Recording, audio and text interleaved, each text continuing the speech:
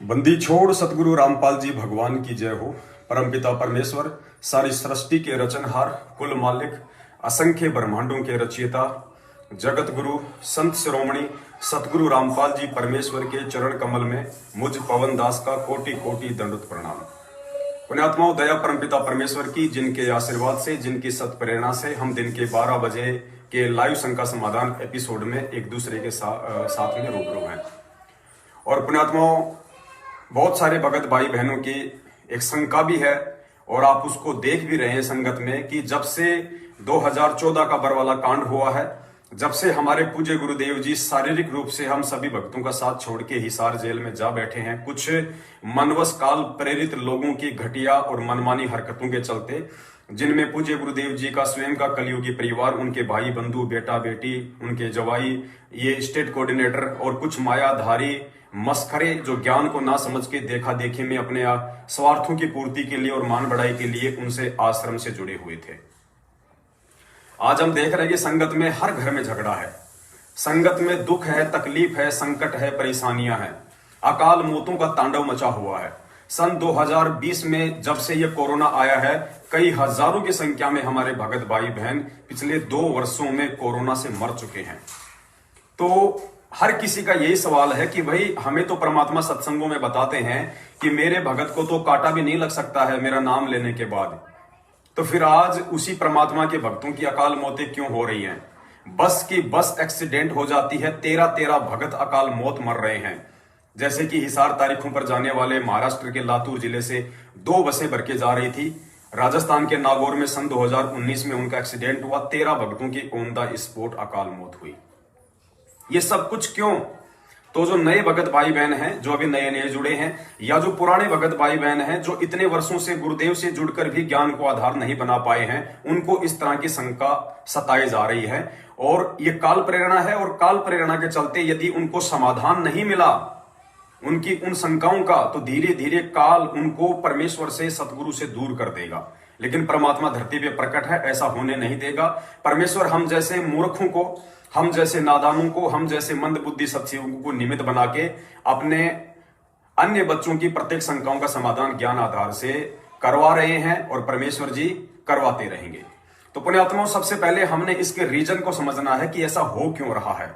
देखिए पुण्यात्माओं, हमें गुरुदेव बार बार सत्संगों में गीता जी पढ़ाते हैं, और परमेश्वर कहते हैं, गीता जी अध्याय नंबर 16 श्लोक नंबर 23 का जिक्र करते हुए कि शास्त्र विधि को त्याग कर जो मनमाना आचरण करता है उसको ना सिद्धि होती है, ना मुक्ति होती है, ना उसके कोई कार्य सफल होते हैं। तो इस शास्त्र विधि को त्याग के मनमाना आचरण क्या है? पुण्यात्माओं, हमने गुरुदेव के सत्संगों से इस पे विचार करना होगा कि वास्तव में ये शब्द जो गुरुदेव ने बोले हैं, शास्त्र विधि को त्याग के मनमाना आचरण, ये है क्या? हम इसको सीरियस नहीं लेते, लेकिन सतगुरु के प्रत्येक वचन को हमने सीरियस लेना पड़ेगा। देखिए पुण्यात्माओं, शास्त्र विधि को त्याग के मनमाना आचरण, यानी हमारे जो जगत वाले भाई बहन हैं, जो अभी परमपिता परमेश्वर सतगुरु रामपाल जी भगवान की शरण में नहीं आए हैं, उनके लिए शास्त्र क्या है? उन लोगों के लिए शास्त्र हैं गीता, वेद, पुराण, बाइबल, गुरु ग्रंथ साहिब, जितने भी जो ये धार्मिक पुस्तकें हैं जिनको वो पढ़ते हैं, उनके लिए वो असली शास्त्र है। लेकिन एक भगत जब परमपिता परमेश्वर सतगुरु रामपाल जी भगवान की शरण में आ जाता है, उसके बाद उस भगत के लिए जो असली शास्त्र है वो गीता, वेद, पुराण, बाइबल नहीं होते, बल्कि उस भगत के लिए उसके सतगुरुदेव जी के मुख कमल से उच्चारित जो सत्संग है वो शास्त्र है, या उसके गुरुदेव के कर कमल से लिखित जो धार्मिक पुस्तकें हैं वो असली शास्त्र है। यानी सीधे शब्दों में कह सकते हैं कि आप और हम सभी भगत भाई बहनों के लिए जो असली शास्त्र है वर्तमान में, जिसके अनुसार हमको भक्ति मार्ग पे चलना होता है, धार्मिक क्रियाएं करनी होती हैं, वो है पूज्य गुरुदेव जी के सन 1994 से लेकर 2014 तक किए गए वीडियो सत्संग, ऑडियो सत्संग, और पूज्य गुरुदेव जी के 2014 से पहले पहले उनके कर कमलों द्वारा सतलोक आश्रम बरवाला में लिखित धार्मिक जो है पुस्तकें, जिनमें ज्ञान गंगा, आध्यात्मिक ज्ञान गंगा, गहरी नजर, गीता में, या कुछ और पुस्तकें हैं 2-4। तो पुण्यात्माओं, यदि इन पुस्तकों से हटके यदि हम भक्ति मार्ग की कोई क्रिया करते हैं तो वो मनमाना आचरण की श्रेणी में आता है। गुरुदेव ने कहा कि हमारे को राजनीति नहीं करनी है, लेकिन सतलोक आश्रम मैनेजमेंट हरियाणा आपको शास्त्र विधि से हटा के मनमाने आचरण पे लगाए हुए हैं। आप लोगों से कभी बीजेपी, कभी कांग्रेस, कभी जेजेपी आदि को वोट डलवाया जा रहा है। हमें गुरुदेव ने अपने सत्संग रूपी शास्त्रों में बताया कि दुनिया से ती मस्करी और पड़े भजन में भंग, एकाएकी राम से या साधु के संग। लेकिन सतलोक आश्रम मैनेजमेंट हरियाणा हमें उस शास्त्र विधि को त्याग कर हरियाणा के जाट आरक्षण में और राजस्थान के गैंगस्टर आनंदपाल सिंह की सीबीआई जांच के समर्थन में रैली और धरनों के रूप में खड़ा कर देता है। तो यह मनमाना आचरण है। गुरुदेव ने हमें अपने सत्संगों में बताया, जो कि असली शास्त्र हैं, कि भैया गुरु बिन दान पुण्य जो करही, मिथ्या होय कभू न फल ही। गुरु बिन माला फेरते, गुरु बिन देते दान, गुरु बिन दोनों निष्फल है, चाहे पूछो वेद पुराण। लेकिन सतलोक आश्रम मैनेजमेंट हरियाणा हमें उस असली शास्त्र के विपरीत उल्टी क्रिया करवाते हुए स्वयं ज्योति पाठ और दान का पैसा ले रहा है, जो कि कुपात्र है, जो दान लेने के योग्य नहीं है, दान लेने का अधिकारी नहीं है। तो भगत समाज यदि परमपिता परमेश्वर के जो असली शास्त्र हैं, उनके सत्संग हैं, उनके धार्मिक पुस्तकें हैं, उनके विरुद्ध यदि मनमाना आचरण करेगा तो गीता जी अध्याय नंबर 16 श्लोक नंबर 23 हम सभी के ऊपर लागू हो जाएगा, जो कि परमेश्वर का अटल संविधान है। उसके बाद किसी भगत को ना कोई सिद्धि होगी, ना मुक्ति होगी, ना कोई कार्य सफल होंगे। तो सबसे पहले तो पुण्यात्माओं, हमने गुरुदेव के सत्संगों को आधार बना के इन चीजों पे विचार करना पड़ेगा। और गुरुदेव के सत्संग बिना साध संगति से जुड़े आपको लाख जन्म भी समझ में नहीं आ सकते हैं। इस बात को भी आपने अच्छे से नोट कर लेना चाहिए। इसलिए जहां भी आपके आसपास में साध संगति के कार्यक्रम होते हैं, आपने वहां पे जरूर शामिल होना चाहिए।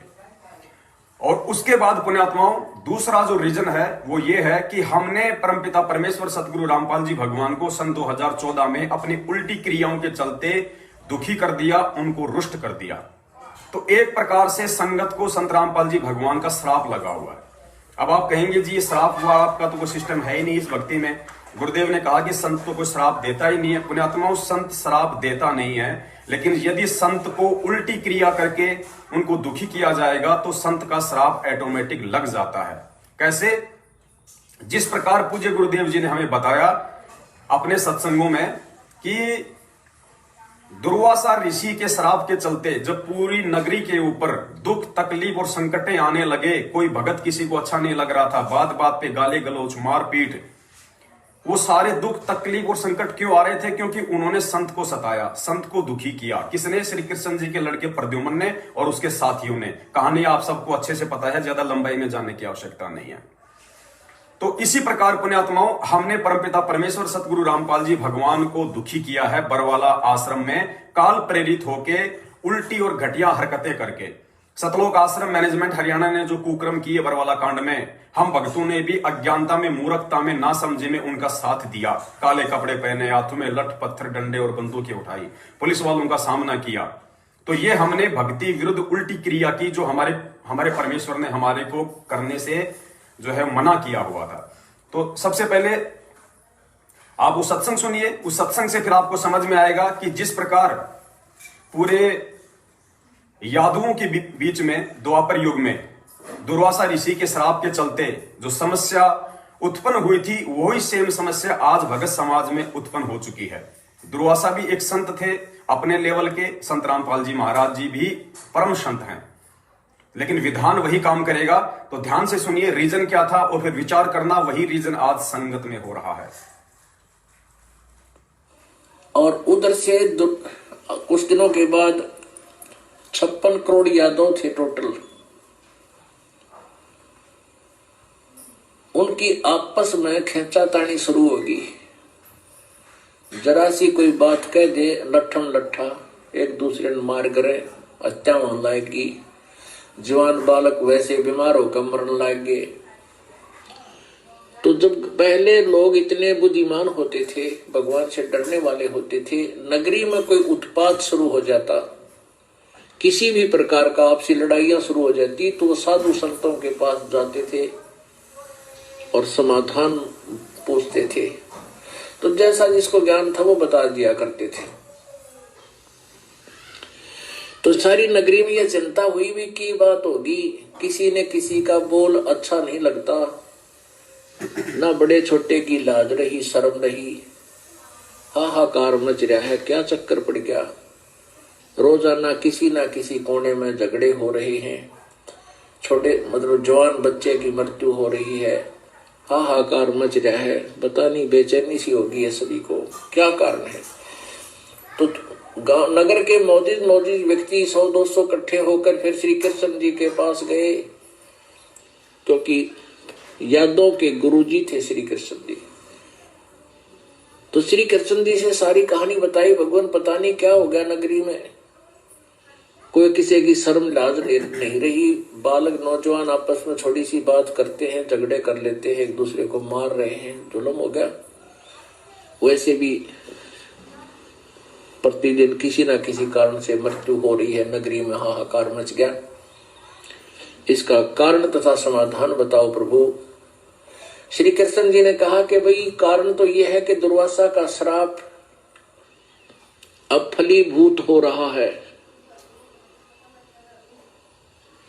अब सभी नगर निवासी एकदम घबरा गए कि क्या करें भगवान, फिर समाधान बताओ। तो पुण्यात्माओं, ठीक ही स्थिति आज हो रही है जो 5,500 साल पहले यादवों के बीच हुआ था दुर्वासा के श्राप के चलते। बात बात पे झगड़ा, संगत में अकाल मौतें। आज कोई भी भगत किसी भी भाई से यदि ज्ञान आधार से बात करना चाहता है तो उसको धमकी दी जाती है, उसको गुरुद्रोही कहा जाता है, उसके घर पे उसको मारने के लिए लोग आ जाते हैं कि तू कहां रहता है, तू तेरा एड्रेस बता, पता नहीं तरह तरह की बातें, अकाल मौतें हो रही हैं। ये सब कुछ क्यों हो रहा है? ज्ञान आधार आज किसी को भी अच्छा क्यों नहीं लगता है? गुरुदेव के सत्संगों से यदि कोई किसी को 2 बातें समझाता है तो वो सुनना क्यों नहीं चाहता है? इसका कारण है परमपिता परमेश्वर सतगुरु रामपाल जी भगवान का वो श्राप जो सन 2014 बरवाला कांड के बाद में पूरी संगत पे लगा हुआ है। क्योंकि द्वापर में गलती प्रद्युम्न ने और उसके कुछ साथियों ने की थी, दुर्वासा ऋषि को जो है वो परेशान करके, और उसका खामियाजा पूरी नगरी को भुगतना पड़ा था। ठीक इसी प्रकार बरवाला कांड 2014 में गलती की सतलोक आश्रम मैनेजमेंट हरियाणा ने, गुरुदेव के कलियुगी परिवार वालों ने, बेटा बेटी भाई बंधु रिश्तेदार जवाई ने, कुछ मायाधारी मस्करों ने, स्टेट कोऑर्डिनेटरों ने, और आज पिछले 7 वर्षों से खामियाजा पूरी संगत को भुगतना पड़ रहा है। तो भाई बहन सवाल कर रहे हैं कि ऐसा क्यों हो रहा है? तो रीजन वही है पुण्यात्माओं, हमने उस परम संत की आत्मा को दुखी किया है। कैसे दुखी किया है? क्योंकि हम शास्त्र विधि को त्याग के मनमाना आचरण कर रहे हैं। उस समय भी मैनेजमेंट के चक्कर में आके हम कर रहे थे, और आज पिछले 7 वर्षों से भी संगत अपनी हरकतों से बाज नहीं आई, चंद सत्सेवकों को छोड़ के। कुपात्रों को ज्योति पाठ का दान देना, राजनीति करना, आरक्षणबाजी करना, भक्तों को मां बहन की गालियां निकालना, मारना पीटना, किसी का ज्ञान आधार से कोई समाधान ना करना। जबकि परमपिता परमेश्वर जी ने अपना विधान बता दिया है, और जब तक हम इस विधान को फॉलो नहीं करेंगे, कौन से विधान को? एक 8-10 सेकंड का सत्संग, नित्य नियम की सिर्फ 2 वाणियां। हम जब तक शास्त्र विधि के अनुसार नहीं चलेंगे, क्योंकि गुरुदेव हमें जो नित्य नियम बता रहे हैं वो हमारा असली शास्त्र है, और गुरुदेव हमें जो आदेशित करने जा रहे हैं, जब तक हम इसके अनुसार नहीं चलेंगे तो हमारा मनमाना आचरण माना जाएगा। कौन सी विधि? सुनिए। गुरु को चरण परम कर जाने और भाव कबू नहीं आने, गुरु को पुरुष ब्रह्म कर जाने और भाव कबू नहीं आने, जिन बातों से गुरु दुख पावे, जिन बातों को दूर बहावे। गुरु को पुरुष ब्रह्म कर जाने और भाव कबू नहीं आने, जिन बातन से गुरु दुख पावे, उन बातों को दूर भगावे। गुरुदेव कह रहे हैं कि जिन बातों से मैं दुखी होता हूं उनको अपने दिलो दिमाग से निकाल फेंको। कौन सी बातें? उससे पहले परमात्मा ने बताई कि गुरु को पुरुष ब्रह्म कर जाने, यानी अपने गुरु को ही पूर्ण परमात्मा मान के चलो, कबीर परमेश्वर मान के चलो। गुरु को पूर्ण ब्रह्म कर जाने और भाव कभू नहीं आने। इसके अलावा आपके मन में ये विचार भी नहीं आना चाहिए कि मेरे गुरुदेव का जन्म हुआ है, मेरे गुरुदेव तो गांव धनाना जिला सोनीपत हरियाणा में एक जाट के घर में पैदा हुआ है, मेरा गुरु मेरे जैसे हड़मास के शरीर वाला है। गुरु मानुष कर जानते वो नर कहीं अंध, ओए दुखी संसार में फिर आग गए यम के फंदे।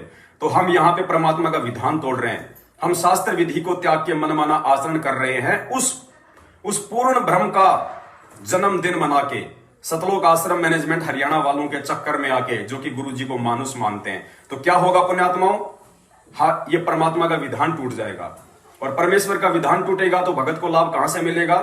सबसे पहला रीजन तो ये, तो हमने सबसे पहले तो सतलोक आश्रम मैनेजमेंट हरियाणा वालों की और गांव-गांव और देश विदेश में जो फर्जी नामदान केंद्र लेके लोग बैठे हुए हैं, उन लोगों की और आपके जो भी जिला कोऑर्डिनेटर हैं, स्टेट कोऑर्डिनेटर हैं, हमने उन लोगों की संगति को पूर्णतया से त्यागना पड़ेगा और ज्ञान आधार से साध संगति से जुड़ के अपने गुरुदेव को भगवान मानना पड़ेगा। अपने गुरुदेव को अपनी श्रद्धा, आस्था, आर्थिक स्थिति अनुसार अपने घर पे देसी घी के हलवे का भोग लगाओ, परमात्मा को प्रसन्न करो। नंबर 2, दूसरा, शास्त्र विधि को त्याग के मनमाना आचरण क्या हो रहा है? परमेश्वर ने सत्संग में बताया कि यदि तुम भगत हो और भगत होके यदि तुम सामने वाले अपने भाई बहनों को दुखी करोगे, तुम परेशान करोगे, तो तुम परमात्मा का नियम तोड़ रहे हो, तुम परमात्मा का विधान तोड़ रहे हो। भले ही वो दुखी करने वाला भी भगत है, अगर वो दुखी किसी भगत को करेगा, भगत होके भगत को दुखी करेगा, परेशान करेगा, उसकी आत्मा को दुखाएगा, तो परमात्मा का नियम टूटेगा और उसको सजा भोगनी पड़ेगी। परमात्मा वहां पे वो कोई दया नहीं दिखाएगा। तो पुण्यात्माओं, वर्तमान में हम सत्सेवकों के साथ में जिस प्रकार से जातियां की जा रही हैं, हम लोगों को धमकियां दी जा रही हैं। मुस्तास के ऊपर आप सबको पता है 3 बार जानलेवा हमला हुआ, मुझको जान से मारने की पूरी कोशिश सतलोक आश्रम मैनेजमेंट हरियाणा के मुखिया महेंद्र भगोड़े ने अपने सार नामी गुंडों से करवाई, जिनमें सतलोक आश्रम मैनेजमेंट हरियाणा का वर्ल्ड कोऑर्डिनेटर देशराज दिल्ली वाला मुख्य था।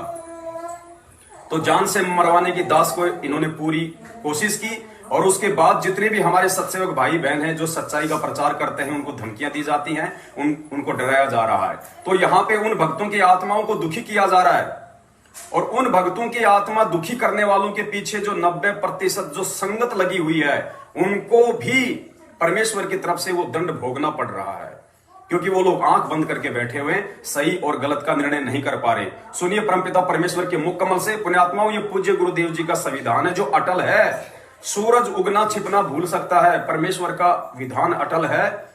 यदि आप इस परमेश्वर की मर्यादा और विधान के खिलाफ जाओगे, लाख वर्ष तक आप उनकी संगत में रहिए, कोई फायदा नहीं होगा। खुद परमात्मा कहते हैं कि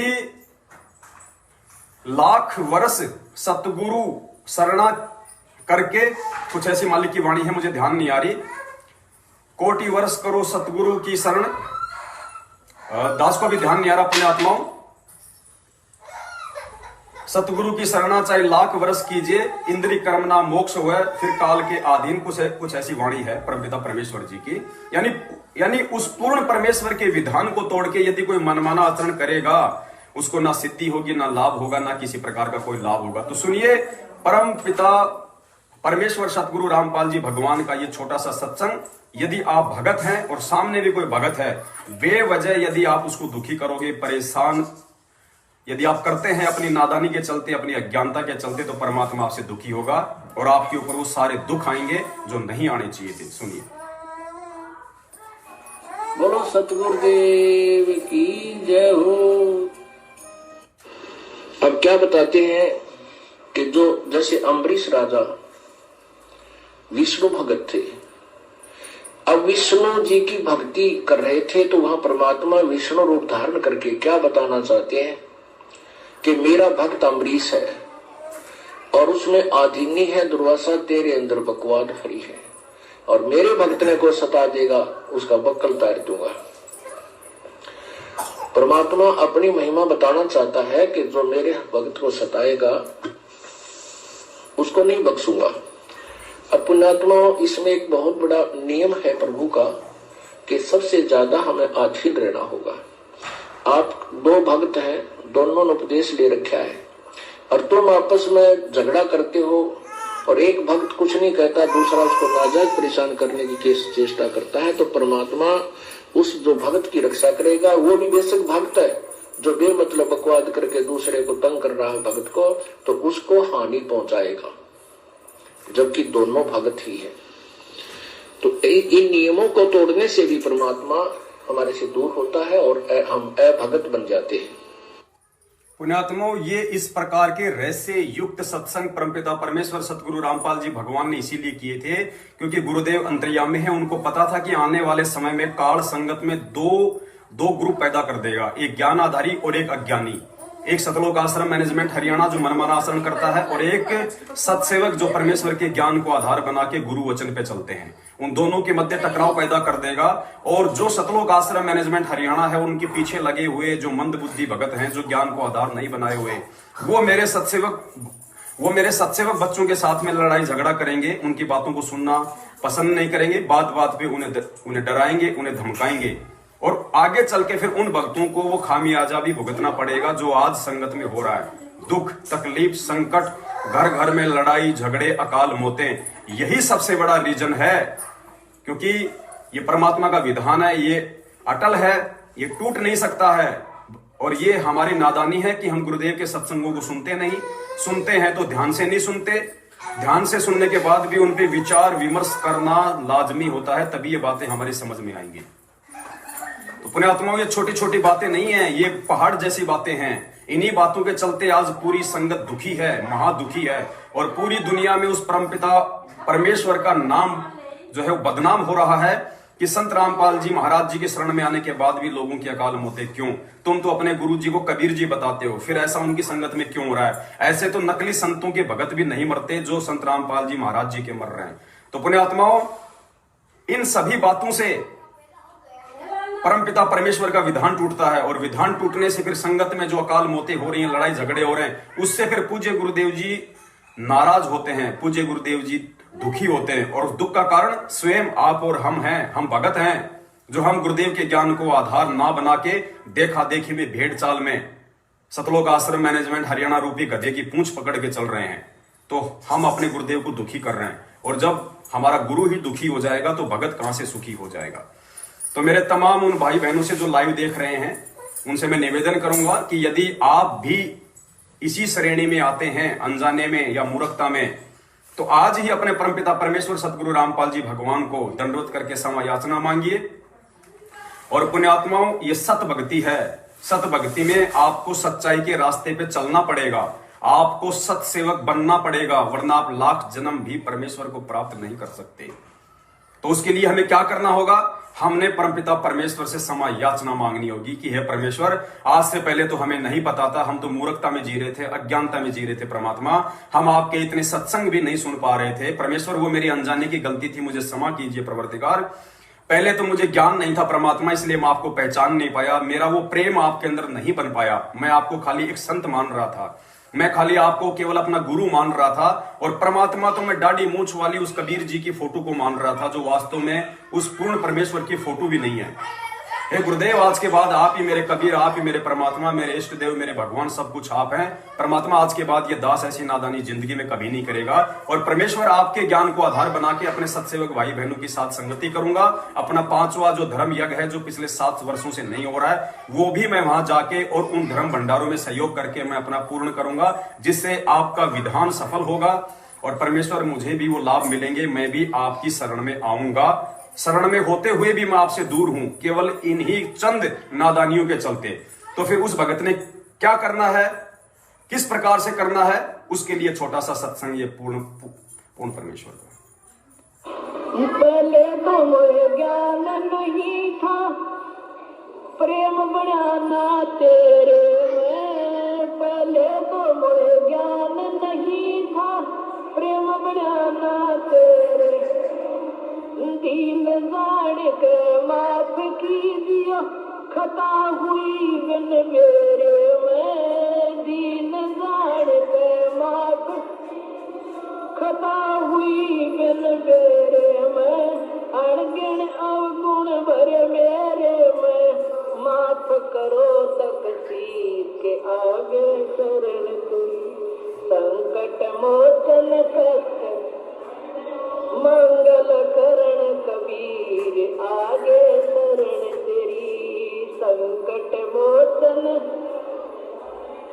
मंगल करण कबीर के आगे शरण तेरी। पुण्यात्माओं, ये परमपिता परमेश्वर सतगुरु रामपाल जी भगवान की आप और हम सभी सत्सेवकों के ऊपर विशेष मेहर है। हर 3 घंटे में एक नया टॉपिक, ज्ञान आधारित विद प्रमाण परमेश्वर के सत्संगों के आधार से। पुण्यात्माओं, 3 घंटे में तो आदमी विचार भी नहीं कर पाता कि मुझे आगे बोलना क्या है, और यहाँ परमात्मा पूरा एपिसोड फिट करवा रहे हैं। मुझे नहीं पता कि अब जब मैं आगे 3 बजे आऊंगा लाइव आपके सामने, तो कौन सा विषय होगा, क्या टॉपिक होगा, मुझे अभी तक नहीं पता है। ये सब कुछ परमेश्वर ही प्रेरणा करेगा और चंद सेकंडों में कर देगा। पुण्यात्मा, ये बहुत बड़ी मेहर है परमात्मा की। हमने समय को नहीं गंवाना चाहिए। हमने ये ज्ञान आधार रूपी खीर खा खा के अपने आप को स्ट्रॉन्ग कर लेना है। क्योंकि हमारी लड़ाई काल भगवान के एजेंटों के साथ में है, और काल भगवान का एजेंट इस धरती पे सतलोक आश्रम मैनेजमेंट हरियाणा है। हम उस परमपिता परमेश्वर सतगुरु रामपाल जी भगवान के एजेंट हैं।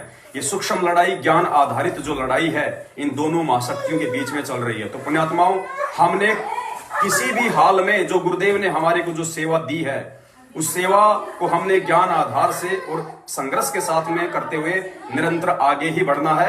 यदि परमेश्वर ने हम चंद सत्सेवकों के ऊपर इतना बड़ा विश्वास किया है, जो काल भगवान के साथ सीधी हमारी जो है वो टक्कर करवा रहे हैं, तो पुण्यात्माओं, भगवान ने हमारे ऊपर कितना बड़ा विश्वास किया है। हमने विश्वास को तोड़ना नहीं है, निरंतर हमने आगे ही बढ़ना है। दुनिया की सबसे बड़ी सेवा इस परमपिता परमेश्वर सतगुरु रामपाल जी भगवान की सेवा है। अपने ही भटके हुए भगत भाई बहनों को जगाने की सेवा है। तो दास निवेदन करेगा, आप जितने भी भगत भाई बहन लाइव देख रहे हैं, क्योंकि पुण्यात्मा दास के पास में अब टाइम बिल्कुल भी नहीं है। दास तो चाहता है कि परमेश्वर दास को और सेवा दें, लेकिन पुण्यात्मा समय नहीं है, क्योंकि दिन में 5 एपिसोड बनाना हर 3 घंटे के अंतराल में, तो कुछ उसकी तैयारी भी करनी पड़ती है। तो दास के हाथ से कुछ सेवाएं जो है वो छूट रही हैं। जो कॉल रिकॉर्डिंग होती हैं उनके ऊपर दास वीडियो नहीं बना पा रहा है। यदि ऐसा कोई भगत भाई बहन संगत में हो जिसके पास थोड़ा समय भी हो, जो थोड़ा बहुत मोबाइल की जानकारी रखता हो, जो काइन मास्टर या दूसरी वीडियो मेकर एप्लीकेशन में जो वीडियो बना बना के डाल सके, दास उसको कॉल रिकॉर्डिंग सेंड कर देगा। वो भाई कुछ जो है मतलब थंबनेल बना के और उस कॉल रिकॉर्डिंग का एक वीडियो बना के संगत में भेज सके। यदि ऐसी सेवा कोई भगत भाई बहन यदि करना चाहता है तो जरूर दास से संपर्क करें। दास के व्हाट्सएप पे पहले मैसेज डाल दें, दास फोन नहीं उठा पाएगा, दास के पास इतना समय नहीं है। तो दास निवेदन करेगा, यदि कोई आना चाहता है सामने तो बहुत अच्छी बात है, वरना इस गुलाम को तो परमात्मा ने ये सोशल मीडिया की सेवाओं के लिए ही निमित्त बनाया हुआ है। दास थोड़ा अपने परमपिता परमेश्वर जी से हाथ जोड़ के उनके चरणों में दंडवत करके और थोड़ा समय मांगेगा, रात को और थोड़ा 2 घंटे और सही परमपिता परमेश्वर की सेवा में। तो बाकी अगर कोई भाई बहन आना चाहता हो तो उसकी मर्जी है, ये मौका बार बार नहीं मिलेगा। पुण्यात्माओं, आने वाले समय में जब ये भगवान पूरी दुनिया के सामने निकल के आएगा, पूरी दुनिया के सामने जब ये भगवान निकल के आएगा, तो आज जो लोग जो कबूतर की तरह आंख बंद करके बिल्ली के डर से बैठे हुए हैं, यानी सतलोक आश्रम मैनेजमेंट हरियाणा रूपी बिल्ली के डर से जो कबूतर बन के बैठे हुए हैं, उनको तिनका उठाने का मौका भी नहीं मिलेगा। तिनका उठाने की सेवा भी आज वर्तमान में तुम जो कर सकते हो वो तुम्हारे अंदर आएगी। इसके अलावा दुनिया में तुम्हारे लिए फिर आगे कोई सेवा नहीं है। और उस समय भी परमात्मा उन्हीं चंद आत्माओं को सेवा देंगे अपने आसपास, जो आज इस भक्ति मार्ग पे गुरु वाला काम करके दिखाएंगी। जो संघर्ष इस मार्ग पे, इस मिशन को सफल बनाने के लिए जो गुरुदेव कर रहे हैं, जो उस संघर्ष में उनका साथ देगा, जो अपने गुरुदेव के जैसे अज्ञान और पाखंड को मिटाने का बीड़ा उठाएगा, उसके लिए चाहे उसका घर छूटे, चाहे उसका परिवार छूटे, चाहे रिश्तेदार नाराज हो, चाहे कोई भी नाराज हो, जो आगे बढ़ेगा कल को परमेश्वर के चरणों में रात दिन वही सेवा का लाभ प्राप्त करने के योग्य बनेगा। ये वर्तमान का जो सतलोक आश्रम मैनेजमेंट हरियाणा है पुण्यात्माओं, ये तो ऐसे उड़ जाएगा जैसे गधे के सिंह से सीर। आपको इनमें से एक भी व्यक्ति दिखाई नहीं देगा जो आपको बहुत बड़े बड़े सेवादार नजर आ रहे हैं। पूरा विधान चेंज होगा, परमात्मा का पूरा संविधान चेंज होगा। जो भी सेवक होंगे उस परमपिता परमेश्वर के आगामी समय में, इन्हीं सत्सेवकों में से परमात्मा निकालेगा। काग भूषण छत्र के आगे, गंधर्व करत चलत है रागे। काग भूषण की आत्मा पृथ्वी पे आ चुकी है, वही परमेश्वर के साथ में रहेगा। वही परमेश्वर का छत्र, यानी जैसे पहले राजा महाराजाओं के आगे वो छत्र लेके चला करता था आगे आगे, वो कागभूषण की आत्मा होगी जो आगे आगे चलेगी। इसका भी दास आपको एक प्रमाण दे देता है, क्योंकि इस परमेश्वर के मार्ग में बिना सबूतों के कोई बात नहीं होती है और ना हम कोई बात करना पसंद करेंगे।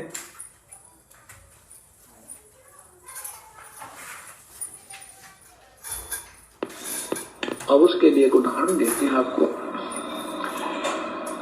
एक कागभूषण नाम के महापुरुष हैं, वर्तमान में अब वो बहुत ही अच्छे देव पुरुष हैं। उन्होंने गरुड़ जी को, जो श्री विष्णु जी के वाहन एक गरुड़ है। आपने जो बात समझनी है वो इतनी समझनी है कि कागभूषण कौन है और कहां है। गुरुदेव कह रहे हैं एक कागभूषण नाम के महापुरुष हैं, वर्तमान में बहुत ही अच्छे देव पुरुष हैं। यानी वर्तमान में इस पृथ्वी पे कागभूषण की आत्मा है जो परमेश्वर की सेवाओं में लगी हुई है। उन आत्माओं, हम नहीं जान सकते उन आत्माओं को कौन आत्मा है। हो सकता है वो आत्मा जेल में हो परमेश्वर के साथ में, हो सकता है वो आत्मा कहीं बाहर उस परमेश्वर की सेवा में लगी हो। हम कुछ नहीं जान सकते पुण्यात्माओं। हमने अपना जो सेवा है, अपना जो शिष्य धर्म है, वो अपने गुरु के प्रति निभाना है।